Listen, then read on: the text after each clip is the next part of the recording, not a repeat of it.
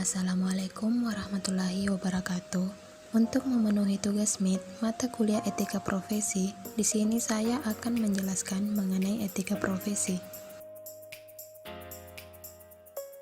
Sebelumnya, perkenalkan nama saya Nurwi Sirena Wahyudiani, NIM H0711711523, Prodi Ilmu Komputer Angkatan 2017 Universitas Hasanuddin.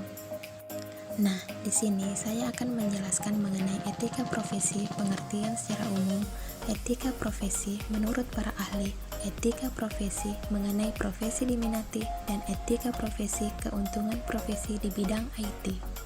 Yang pertama, etika profesi. Secara umum, etika profesi adalah sikap etis sebagian-bagian integral dari sikap hidup dalam menjalankan kehidupan sebagai pengemban profesi, atau cabang filsafat yang mempelajari penerapan prinsip-prinsip moral dasar atau norma-norma etis umum pada bidang-bidang khusus profesi kehidupan manusia.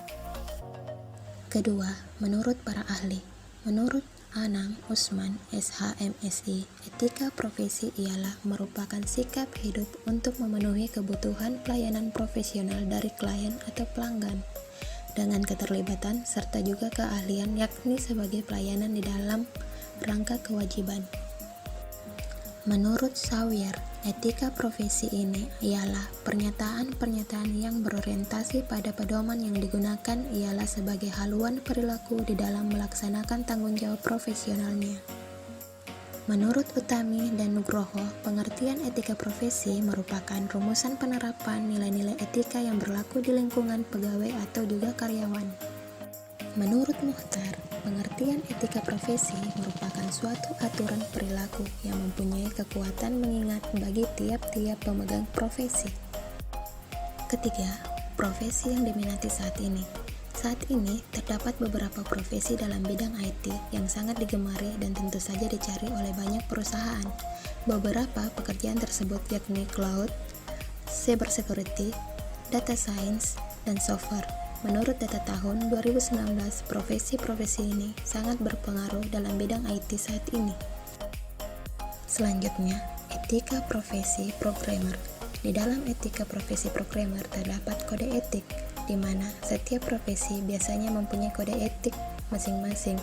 Merujuk pada Wikipedia, kode etik merupakan tatanan etika yang disepakati oleh suatu kelompok masyarakat tertentu. Kode etik bisa kita sebut sebagai pedoman untuk para profesional dalam bekerja. Di dalam kode etik terdapat beberapa hal. Yang pertama, berkontribusi untuk kehidupan masyarakat yang baik. Programmer harus mengembangkan sistem komputer yang dapat mengurangi dampak negatif terhadap masyarakat seperti ancaman sosial dan keamanan. Kedua, menghindari hal-hal yang dapat membahayakan orang lain. Sistem komputer memiliki dampak tidak langsung kepada pihak ketiga. Sistem dapat menyebabkan kehilangan informasi dan sumber daya, dan itu berbahaya untuk pengguna, masyarakat, atau pekerja. Ketiga, jujur dan dapat dipercaya. Prinsip ini mendorong programmer untuk lebih jujur serta sadar akan keterbatasan pengetahuan mereka saat menuliskan sistem komputer, menghindari hal-hal yang tidak diinginkan.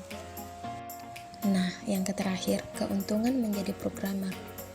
Pertama, logika terasa dengan baik. Pada dasarnya, pekerjaan yang dilakukan oleh programmer itu cukup mengasah logika.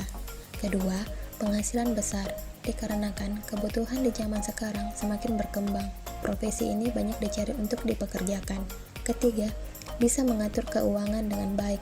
Mengapa demikian? Karena siklus hidup programmer itu jarang keluar rumah, tetapi hampir setiap harinya melihat PC dan membuat program dengan bahasa pemrograman. Keempat, terlihat keren. Sebenarnya, ini bukan sepenuhnya keuntungan menjadi seorang programmer, tetapi banyak orang yang ingin menjadi seorang programmer karena kelebihan yang satu ini.